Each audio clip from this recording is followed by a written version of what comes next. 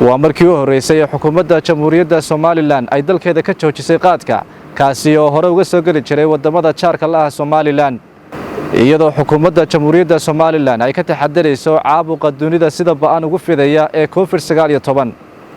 jaadku waxaan ognahay inuu afaqran yahay kaasoo dhibaato waaweyn ku leh dalkeena iyo dadkeenaba dhibaatooyinka waxa kamid ah kuwa dhaqaale kuwa siyaasadeed kuwa arrimo bulsho kuwa deegaan iyo kuwa caafimaadba haddana ku horeyno dhibaatooyinka dhaqaale nagu leeyahay waxaan ognahay dhaqaale fara badan ayna naga baxa oo maalin walba aynu ku bixinaa waxa la sheegay in ka badan inuu keeno 650 kilo oo waxa weeye kilo oo jaad inuu keeno maalmo bay naga baxdo lacag ka badan waxa weeye 400,000 oo dollar waxa weeye naga baxdo jaadka taas waxay keentay in dhaqaale badan oo innaka wax badan inoo soo noqonay ay keento jaadku sidoo kale wuxuu noo keenay maadaama dhaqaalaha fara badan naga baxay inaynu bulshadeenu ay dhaqaale yar ay hoos u dhacdo oo dhaqaalahooda hoos u dhaco oo bulsho faqra ay noqoto sidoo kale jaadku wuxuu keenaa sixir baran maadaama dhaqaaliyaadka iyo haar karansiga iyo lacagta adkayd fara badneed ee dollarka ahayd ayaga naga baxdo taasna waxay keenaysaa sixir barar joogto ah in bulshada ku keeno oo lacagtii dollarka intaan haysanay ay naga qaadato oo aynu wax kala weyno maadaama la sheegay COVID-19 inuu ku gudbay istaabashada iyo waxyaalaha qofkii cudurkan qabay markuu taabto waxa weeye bir ama uu taabto cunto ama uu taabto ilaa 8 saacadood baa la sheegay inuu sii joogayo fayraskii soo joogayo sida daraadeed maadaama qof kale uu taabanayo oo qaadkii qof ka daba taabanayo oo meel lagu wada cunayo oo meel lagu wada iibinayo taas waxay keenaysaa hal marjin dil la taabto inuu dhowr manjood kale u gudbo hal qof hadduu taabto oo qaad cunayo dhowr qof oo kale u gudbin karo marka si fudud ayuu qaad ku gudbin karayaa ganacsatada qaadka iyo qaar ka mid ah dadweynaha ayaa fikirkan u arka mid haboon hase yeeshee waxay walaac ka muujiyeen qorshe la'aanta xukuumadda ee ku aadan ganacsatada yaryar ee hore uga ganacsan jiray qaadka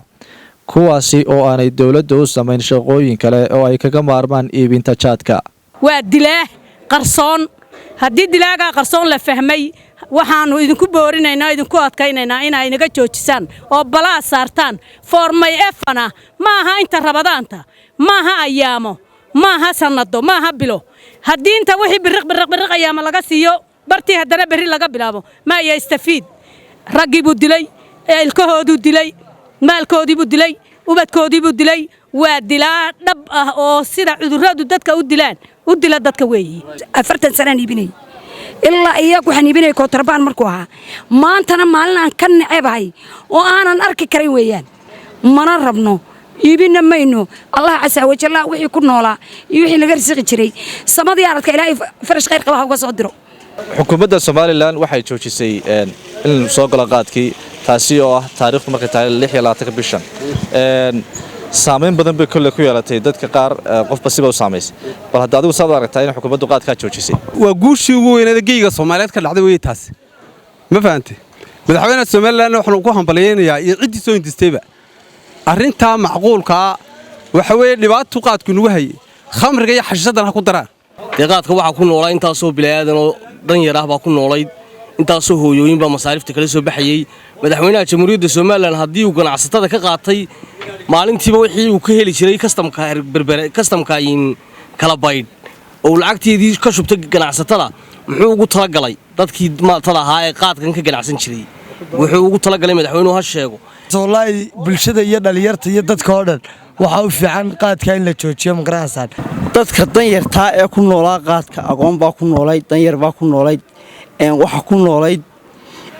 intaasoo khalqi oo danyara ayaa ku noolaa wal waxa uu isagu ugu tala galay meel u dhigay ha sheego xanuunkan maanta aafada ee dunida iyo caalamkuba ay ka qaylinayaan waxaad moodaa qaadkaasi haddii aan la joojin ka kaliya ee dalkeenna keeni kara gudahana faafin kara inuu yahay qaadka marka way ku saxantay in la joojiyo qaadka Shucayb Xasan Dheere telefishinka Sahan magaalada Burco